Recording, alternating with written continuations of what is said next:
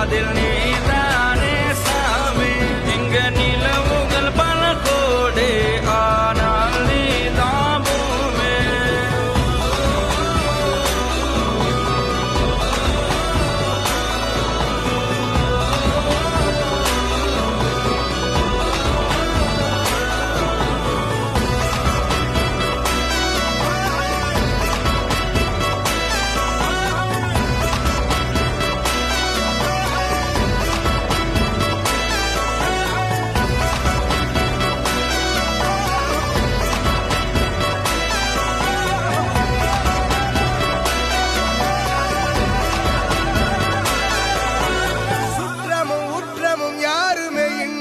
வாழ்ந்திடும் வீட்டினில் தெய்வம் இல்லை.